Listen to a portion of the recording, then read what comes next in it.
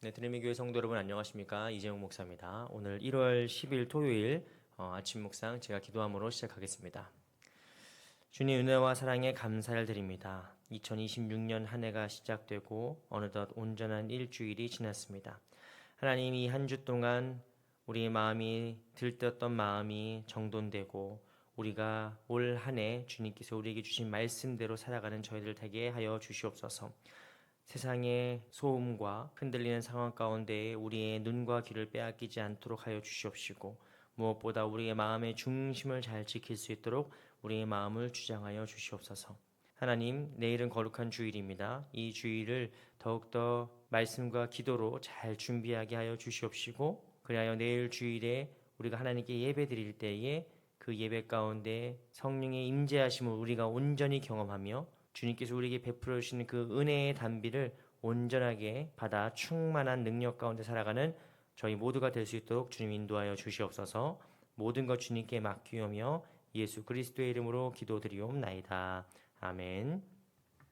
네, 오늘 하나님께서 우리에게 주신 말씀은 신약성경 마태복음 21장 14절에서 17절까지 말씀입니다. 제가 봉독해 드릴 테니 여러분 각자 계신 곳에서 이 말씀 함께 묵상해 주시기 바랍니다. 맹인과 전언자들이 성전에서 예수께 나아오매 고쳐주시니 대제사장들과 서기관들이 예수께서 하시는 이상한 일과 또 성전에서 소리질러 호산나 다윗의 자손이여 하는 어린이들을 보고 노하여 예수께 말하되 그들이 하는 말을 듣느냐. 예수께서 이르시되 그렇다. 어린 아기와 젖먹이들의 입에서 나오는 찬미를 온전하게 하셨나이다 함을 너희가 읽어본 일이 없느냐 하시고 그들을 떠나 성 밖으로 베다니에 가서 거기서 유하시니라. 아멘. 오늘 말씀을 묵상하면서 사실 저는 20년 전에 제가 처음으로 사역했던 그 사역의 장면이 떠올랐습니다. 제가 첫 사역이 중고등부 사역이었습니다. 중고등부 사역을 하면서 참 첫 사역이니까 얼마나 재미있게 했겠어요. 제가 첫 사역 때가 한국 나이로 24인가 5인가 이렇게 시작을 했으니까 사실 그때 당시 중고등부 고3이었으면 저랑 나이 차이가 별로 안 났습니다. 나이 차이가 별로 안 났을 정도로 정말 뭐 거의 형 오빠죠. 형 오빠 정도 되는 이제 그 중고등부 아이들을 보면서 사실 되게 재밌게 사역을 했었어요.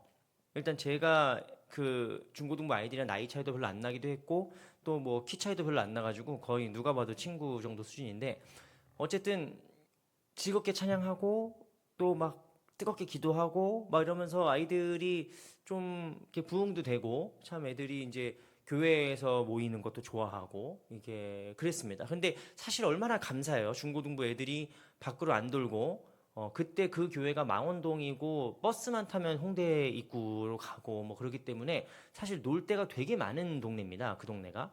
그런데도 어쨌든 애들이 교회에 모여서 막 찬양 연습하고 게임하고 놀고 막 무한도전 보고 막 깔깔거리면서 같이 막 배를 잡고 막 웃으면서 막 주보 접으면서 뭐 그렇게 재밌게 사역을 하고 있었는데 이제 그때 당시에 몇몇 이제 그 장로님들에게 아주 안 좋은 소리를 많이 들었어요. 이를테면은 애들이 뭐 쓰레빠를 끌고 교회로 온다.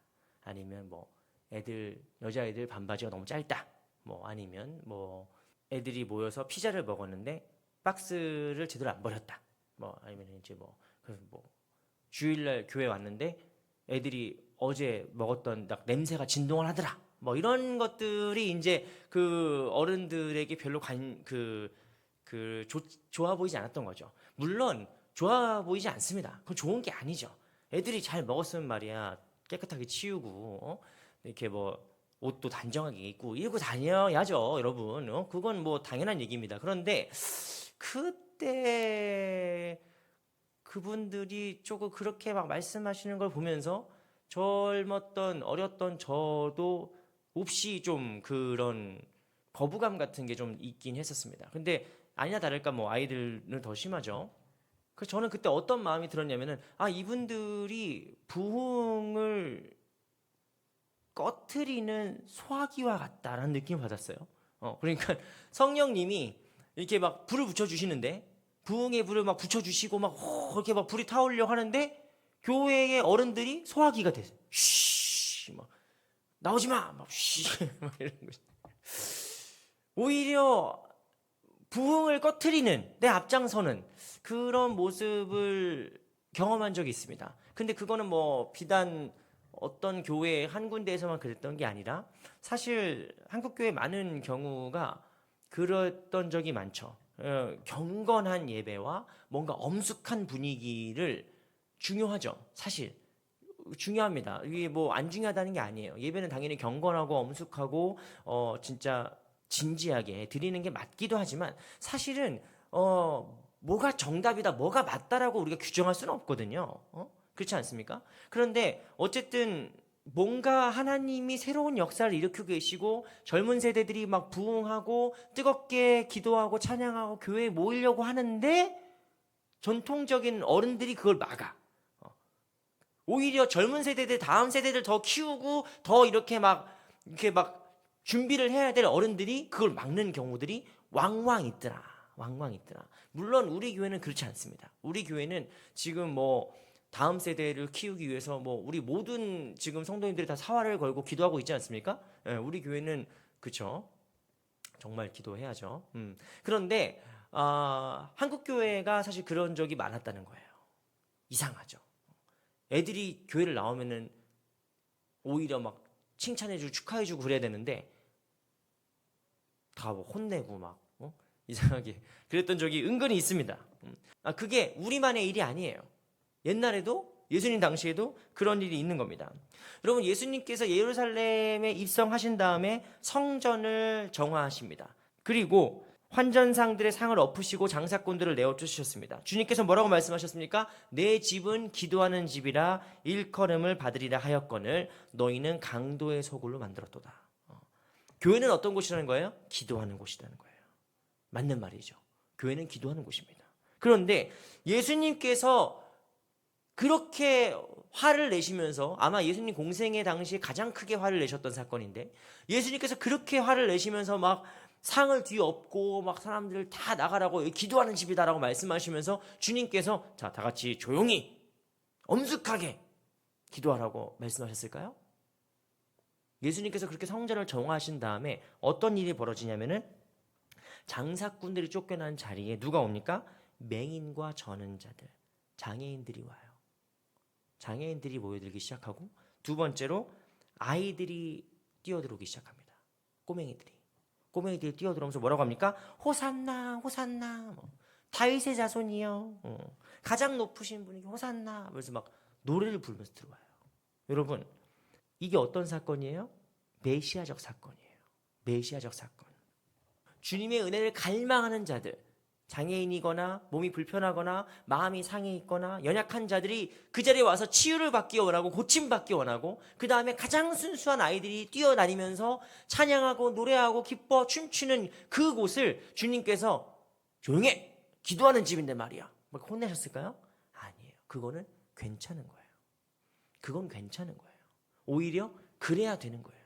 주님께서 원하시는 성전의 모습은 무엇이냐? 기도하는 집인데, 그 기도는 꼭 우리가 생각하는 것처럼 막 통성기도하고 침묵기도하고 40일 특세하고 막 그런 종교적 열성이 가득한 곳이 아니라 사람의 가장 연약함이 모여있는 곳이란 말이에요.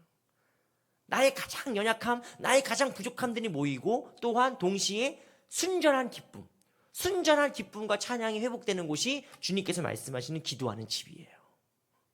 예수님이 원하시는 교회의 모습이 뭡니까? 바로 그런 모습입니다. 그런데 그 모습을 제일 싫어하는 사람들이 있으니 그들이 누구냐? 서기관과 바리새인들이에요.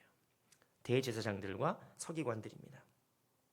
여러분, 그들은 오히려 성전의 환전상들과 이런 장사하는 사람들이 있는 게 더 편했어요. 그리고 이 사람들이 볼 때 성전이 있으면 안 되는 사람들이 누굽니까? 맹인들과 다리 저는 자들이에요. 아이들이 뛰어노니까 이 사람들이 어떻게 합니까? 15절 말씀 보시면 아이들을 보고 노하여, 15절에 아이들을 보고 노하여, 이 사람들은 아이들을 보고 노하는 거예요. 왜 이 거룩한 성전에 애들이 뛰어다녀? 왜 이 거룩한 성전에서 애들이 뛰어다니고 장애인들이 왔다 갔다 해? 이러면서 예수님께 말합니다. 그리고 예수님께 뭐라고 얘기합니까? 그들이 하는 말을 듣느냐? 귀가 있어요, 주님? 물론 그들이 예수님께 주님이라고 하지 않겠지만 귀가 있습니까? 이 거룩하고 엄숙한 곳에서 왜 애들이 뛰어다니고 왜 아픈 장애인들이 여기 득실득실하냐 이거예요. 그들이 봤을 때 그들이 원하는 성전의 모습은 뭡니까? 엄숙해야죠. 권위가 있어야죠. 경건해야죠. 그게 그들한테 편해요. 그래야 그들은 성전이구나 라고 생각하는 거예요. 근데 주님께서 뭐라고 말씀하십니까? 그렇다, 듣는다, 들린다, 보인다 라고 말씀하세요. 그리고 주님께서 뭐라고 말씀하시느냐? 어린 아기와 젖먹이들에서 나오는 찬미를 온전하게 하신다. 하나님은 아이들의 울음소리, 아이들의 외치는 소리, 그들의 불완전한 것 같은 시끄러운 것 같고 뭔가 불완전한 것 같고 뭔가 아직 연약한 것 같은 그들의 그 신앙 고백을 주님께서는 어떻게 하신다는 겁니까? 온전하게 바꾸시는 분이 하나님이신 거예요. 그러니까 주님께서 원하시는 예배는 어떤 예배입니까? 완벽하게 준비된 예배라기보다는 우리의 불완전한 노래가 가득한 곳, 우리의 부족하고 연약한 찬양이 가득한 곳. 그런데 그 찬양이 뭐가 된다고요? 온전하게 바꾸고 가신다고요. 여러분, 하나님이 원하시는 예배가 바로 이런 거예요. 여러분, 오해하시면 안 됩니다. 이 말씀은 엄숙하고 경건한 예배는 다 틀렸다, 묵상기도 다 틀렸다, 하나님은 우리가 막 더 시끄럽게 노래 불러야 되고 막 통성기도 해야 되고 막 주여 삼창하고 막 이런 얘기가 아니에요. 여러분, 장르의 문제가 아닙니다. 형식의 스타일의 문제를 말씀하시는 게 아니에요. 주님께서 원하시는 예배는 무엇이냐? 불완전한 우리의 이 연약한 고백들이 온전해지는 것이에요. 그런데 대제사장들과 서기관들과 그때 당시의 바리새인들은 이거를 이해를 못해요. 그들은 소화기와 같습니다. 하나님이 역사하신 데를 불로 찾아가서 끕니다. 우리 교회에는 이런 분들이 안 계시리라 저는 믿어 의심치 않습니다. 이 영상을 보고 오늘도 기도하신 여러분들은 부흥의 불길을 꺼트리는 소화기가 아니신 것을 제가 믿습니다. 여러분, 하나님의 역사를 돕지 못할 거면 가만히라도 계시는 게. 근데 우리는 그런 사람 없으니까. 우리는 그런 분 안 계시잖아요.